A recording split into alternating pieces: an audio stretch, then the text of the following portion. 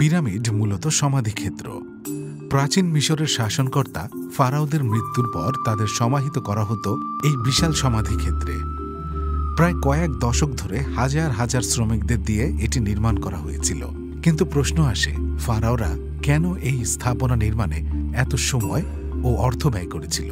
মূলত প্রাচীন মিশরীয় সমাজে পরকালের ধারণা প্রচলিত ছিল। সেই বিশ্বাসকে কেন্দ্র করেই এই বিরাট আকারের সমাধিক্ষেত্র নির্মাণ করা হয়। ন্যাশনাল জিওগ্রাফিকে প্রকাশিত এক প্রবন্ধের তথ্যমতে মিশরীয়রা বিশ্বাস করত, যতদিন ফারাওদের দেহ রক্ষা করা যাবে ততদিন তারা স্বর্গে বাস করবে।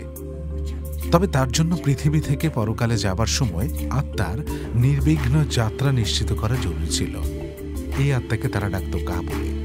পিরামিডের কথা বললে প্রথমেই যে ছবি ভেসে ওঠে তা হল মিশরের গিজার গ্রেট পিরামিড।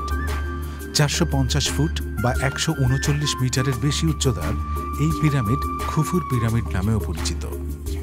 কায়রোর উপকণ্ঠ গিজায় অবস্থিত 3টে পিরামিডের মধ্যে এটি সবচেয়ে পুরাতন এবং বড়। তবে নির্মাণের সময় খুফুর পিরামিড আরও কিছুটা উঁচু ছিল বলে ধারণা করা হয়।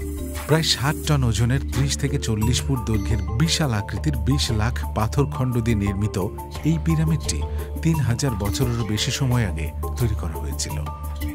দেশটিতে 100-র বেশি পিরামিড অক্ষত থাকলেও এই পিরামিডটি সবচেয়ে জনপ্রিয়। বিশাল আকৃতির এই কাঠামোর মাত্র কয়েকটি কক্ষে প্রবেশ করা যায়। এর মধ্যে উল্লেখযোগ্য হল 47 মিটার দীর্ঘ ও 8 মিটার উঁচু গ্র্যান্ড গ্যালারি। ধারণা করা হয় খ্রিস্টপূর্ব 2509 থেকে 2483 অব্দের মধ্যে ফারাও খুফুর শাসনামলে এটি নির্মাণ করা হয়েছিল। পিরামিড নির্মাণকারীদের মধ্যে অনেকেই ছিলেন কৃষক।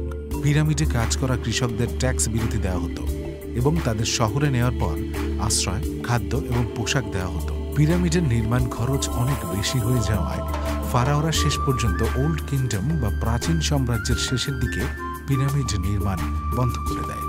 এছাড়া বিরাট আকারের পিরামিডগুলোতে ধন সম্পদ পাওয়া যাবার কারণে মিশরীয়রা নিজেরাই সেগুলো লুট করে নিত। পরে পিরামিড তৈরির বদলে ভ্যালি অফ কিংসের গোপন সমাধিক্ষেত্রে ফারাওদের সমাহিত করা হতো।